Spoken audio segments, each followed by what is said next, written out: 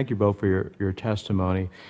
You know, the agreed framework agreement with North Korea, in my view, failed in large part over something that was not explicitly covered, was Pyongyang's covert development of a uranium enrichment program.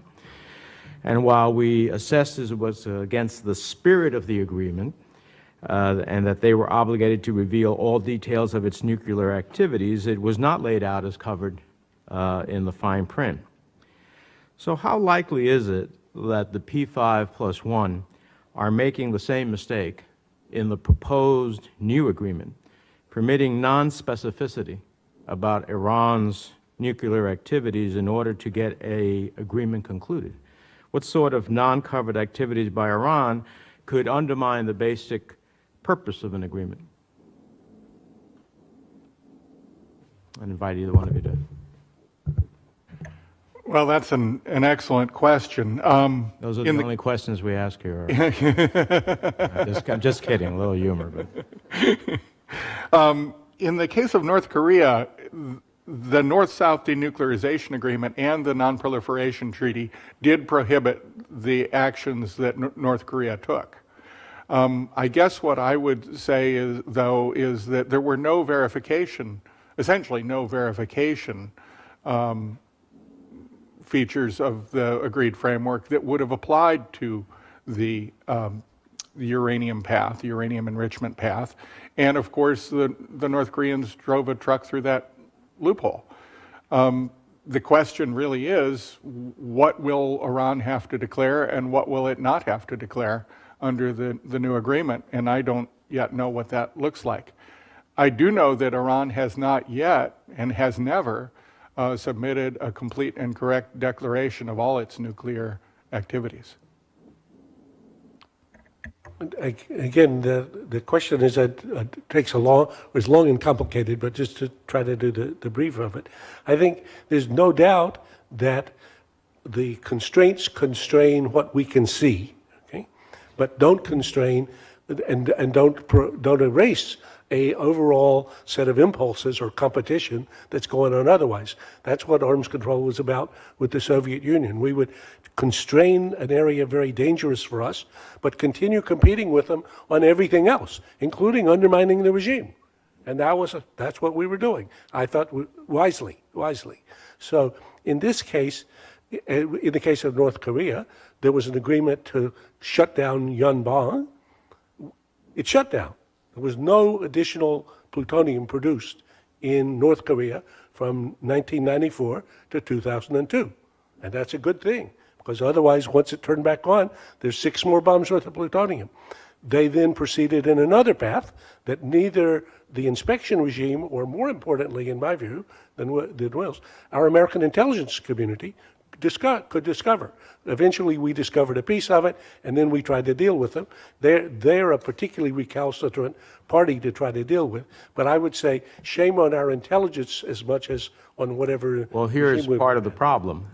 First, you yourself said, Mr. Toby, that we don't know the full verification of all of the sites, number one.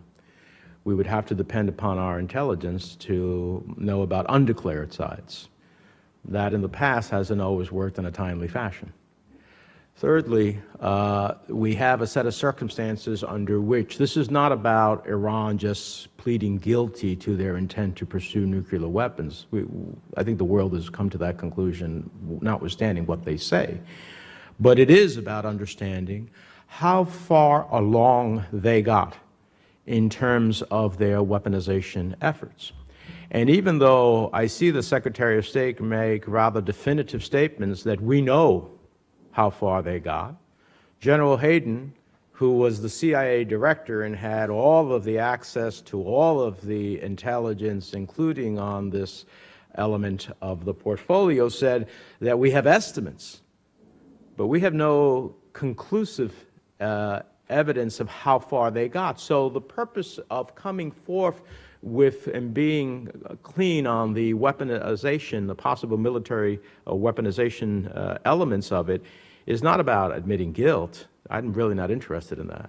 But but it is know about how far they got along. And when I read that we have no definitive understanding of that, we have estimates, well, that's a dangerous conclusion, because that all adds to your complicated equation of breakout time and other elements. So I think that that's incredibly important. The other thing is, one of the prevailing presumptions behind the negotiation of an agreed framework agreement with North Korea was that the U.S. and South Korea would never have to deliver the civilian nuclear reactors called for under it, because the North Korean regime was on its last legs, and that would soon be, presumably, a more peaceful regime in place. Now, that was unfortunately extremely wrong. Aren't we making the same mistake regarding Iran and a proposed new agreement? To what extent is there an assumption here that in 10 years or so, the Iranian regime will either be significantly different in its quest for nuclear weapons capability, or that it will have changed its mindset, of which everything indicates to us that its mindset is that it's about regime preservation at any cost, it's about preserving the elements of the revolution, and it is about achieving nuclear weapons as a way of preserving the regime in addition to supporting its hegemonic interests. That's a dramatic change that we are looking to see in 10 years. Seems to me very aspirational, but not rooted in reality. Can you comment on that? Absolutely. I agree wholeheartedly with your point, Senator. Secretary Kerry has understandably said that it's unacceptable that Iran be 2 months away from a nuclear weapon. I don't understand, if that's the case, why then it would be acceptable in 10, 12, or 15 years for Iran to be 2 months away or less from a nuclear weapon. And to return briefly to one of your points about the so-called, they are often called past activities, but it's not at all clear they are past activities, the possible military dimensions. The administration itself sanctioned a number of Iranian individuals and entities on August 29, 2014. One of them went by an acronym SPND. It's headed by Mohsen Fakhrizadeh, and the administration has alleged that he's been in charge of the Iranian nuclear weapons program. He's been sanctioned by the United Nations Security Council.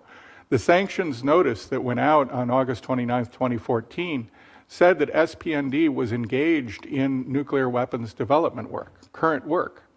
So there seems to be an understanding by the administration that that work is not something of the past. And until we understand exactly its extent, I don't understand how we can have a successful agreement. Thank you. So again, you raised three different questions. Let me briefly. First, are we going to have any confidence that Iran is not pursuing a nuclear weapon? No. And I would say we should take it to the bank. They are pursuing a nuclear weapon. We're trying to constrain some element of that. For example, we don't know today that Iran has not bought a nuclear weapon or material for a bomb from North Korea. They're not going to confess that to us. We would have to discover that ourselves. If I were running the Iranian program, I might have had all this going on like a conjurer's act to keep you focused over here while I'm doing my business over here. They're not going to confess that to the IAEA. The IAEA is not going to find it. We're going to have to find it from our intelligence, and what will prevent them doing that is their fear that we'll discover them. And I'm in favor of every conceivable source we can have, but I think we should take it as a hard, the chairman started with the question, can we be assured that Iran never gets a nuclear weapon? The answer is absolutely not. This is a forever challenge for us. You can't have this agreement, put a bow around it and say, boy, this one is solved, or this thing is in the box, not in the box. I'd say this is a continuing long-term struggle. That's the first thing. Secondly, on the 1994 and Korea, yes, there was a belief in the U.S. government, CIA said, John Deutsch, our colleague and friend, North Korean regime is going to collapse, because having not predicted the collapse of the Soviet Union 3 years before, the CIA, in its usual form, makes a countervailing error. Okay, so predict somebody else is going to collapse. It was not an incredible idea at the time, but it turned out not to be right. But we didn't predict when regimes collapsed.